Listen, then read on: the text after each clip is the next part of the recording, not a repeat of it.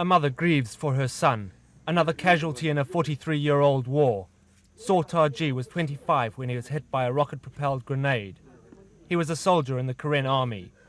Since 1949, shortly after Burma became independent, the Karen have been battling for independence from the government in Rangoon. Preparations for the funeral at the Karen's headquarters are soon interrupted.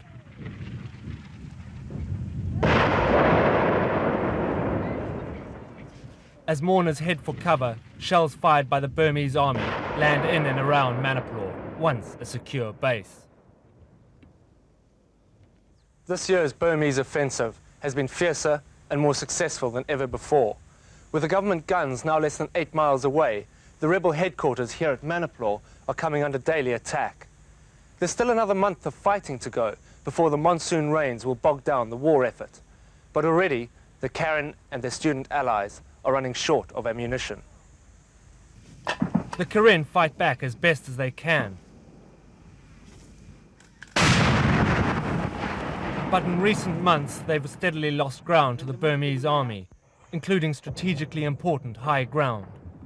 Now they're fighting a rearguard action as the army tries to drive home its advantage with the help of more than $1 billion worth of Chinese arms.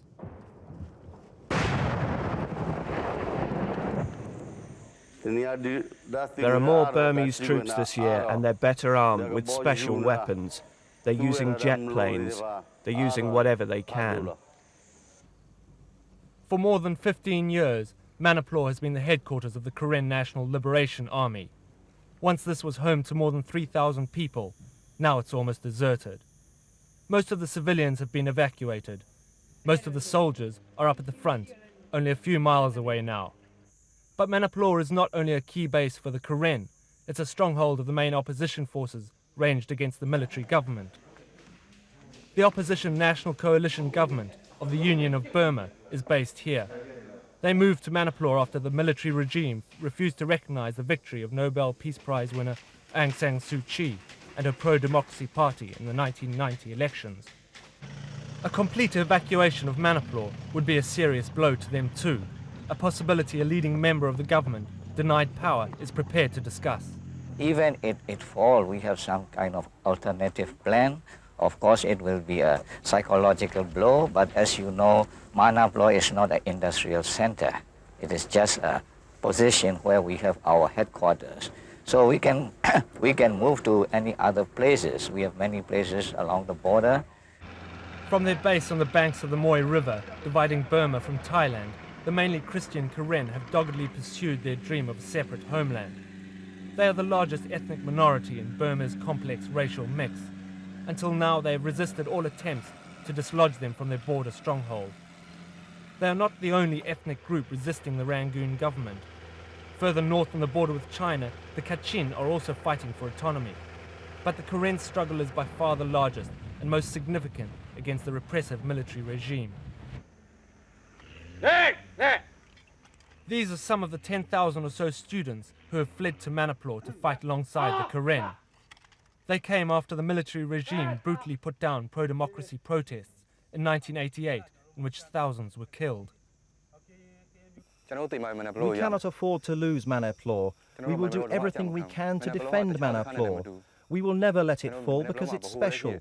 The headquarters of the students, the Karen, and the National Coalition Government of Burma are all based there.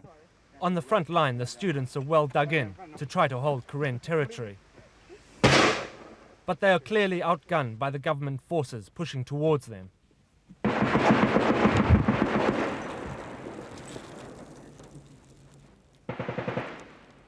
The cost of this war in human terms is high. In the field, precise casualty figures are hard to establish. But there are reports that military hospitals in Thailand are filling rapidly with Karen casualties. There are casualties too among those not even fighting in the war. These are some of the luckier people among the thousands of ordinary Burmese the army forced to work for them as porters. They've escaped to freedom in Karen territory. They bring with them tales of beatings and starvation. All of us hate the military government. We were not given enough food, and whenever we couldn't carry our loads, we were beaten with rifle butts and kicked, and beaten in other ways too.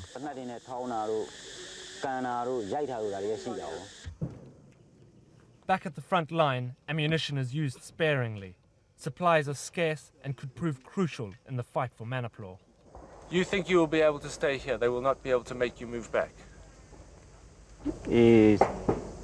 For us, depend on ammunition. If we have complete ammunition, we can still fair here.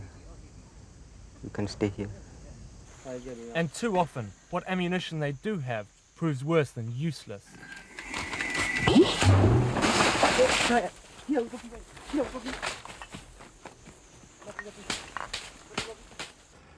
Ammunition supplies are limited in quantity and quality because of the success of the Burmese government's campaign to cut off the Karen's main source of funds. Thai trading posts like this one have traditionally served a huge smuggling industry. Through a system of taxes on the smuggled goods and their own teak trade, the Karen have largely financed their war. Now the Burmese have put a stop to most of this cross-border economy. By sealing the frontier and targeting Karen trading posts, the Burmese have effectively stopped the flow of goods from Thai villages like this across the river into Burma.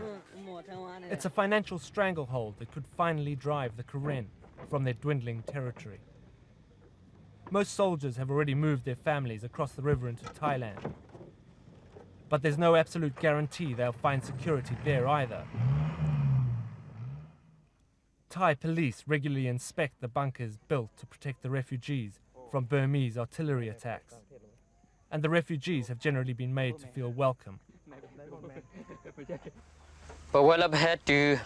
When we arrived here, the Thai villagers welcomed us. They treated us like brothers and sisters. It wasn't always that way, but now the Thais have begun to respond to international pressure not to allow Thailand to be used as a springboard for an attack on Manipur.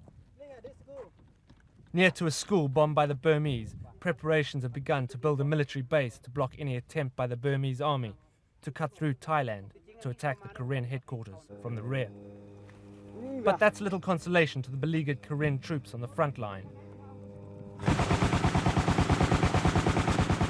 They can fire off at the Burmese planes that circle overhead, but it doesn't change their desperate position. And it costs $140 a burst. But Sein Win remains defiant. Well, our strategy is, of course, we have to pursue all kinds of struggles in terms of diplomacy, in terms of politicals, and in terms even of military. So we have to go on struggling. But the brave rhetoric can't hide the fact that the Karen and the opposition movement are facing a serious crisis. Serious enough that Prime Minister Sein Win and his fellow ministers have themselves left Manipur to continue the struggle for Burmese democracy from another base, somewhere in Thailand.